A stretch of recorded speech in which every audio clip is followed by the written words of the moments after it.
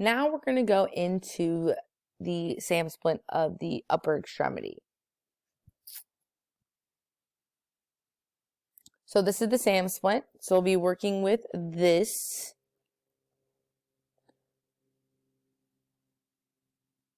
So we're going to pretend there is a distal fracture at the radius and ulna. First thing we're going to do is check capillary refill. Touch the finger. Take that distal pulse on the radial side. We're going to also have them wiggle their fingers. Great, now we're going to apply the SAM splint to the uninjured side first. So we don't really want to mess with the injured side because we don't want to piss it off. So we're going to have the uninjured side mimic the position of the hand so that we can fold the SAM splint to the position that we need. So we'll take it and we'll put it on so we can get a good position for it so we don't have to piss off the injured side. All right, so we'll take that. Now we're going to apply it to the injured component. So fitting it to the hand as so.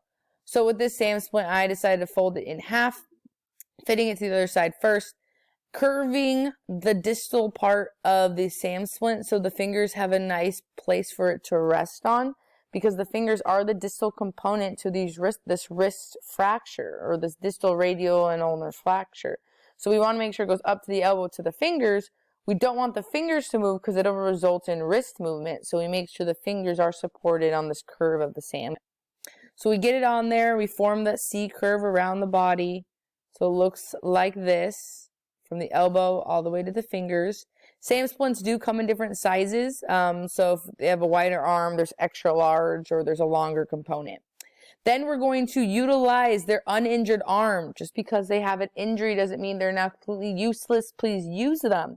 So you're going to use their uninjured arm, their hand, to stabilize the splint as you wrap it on them. Or if you have someone else with you, they can do that job. You're going to take this A-strap.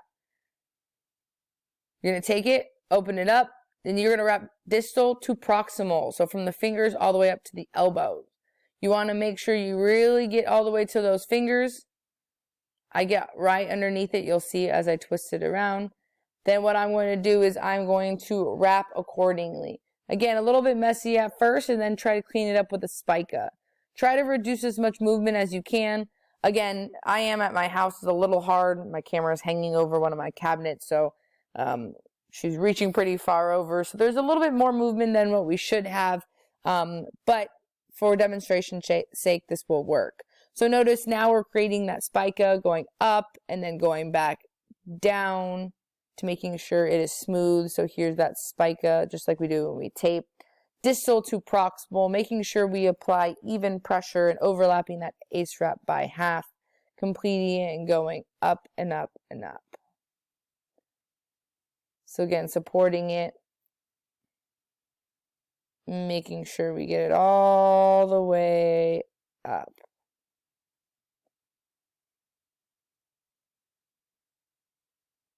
Got a little bit extra there, I'll tuck it in the back, and that's what it looks like all wrapped up. So SAM splint is on from the elbow all the way to the fingers. Notice the hand is found in the in that position, so we're going to splint it in that position. So it's hard on that side, and it is going to protect the wrist. So it goes all the way to the fingers. I could go a little bit more distal as well if I can scoot inside that SAM splint right there. Could go a little bit more distal, would be great. But we have that wrist pretty supported, but the more we can get these fingers, the better. So maybe go all the way up to these knuckles. So check capillary refill again, touch the finger, see if they can wiggle their fingers, right? And then you're going to try to find that distal pulse. So you're going to try to get in there any way you can. You can try to go in to the dorsal side, or excuse me, the distal side, or pull away the actual splint and try to get inside. So you do need to try to get in there and actually feel it and find it, and then kind of put back what you interrupted. So that's how you apply a SAM splint to the upper extremity with a distal radius and ulnar fracture, making sure we A-strap it accordingly.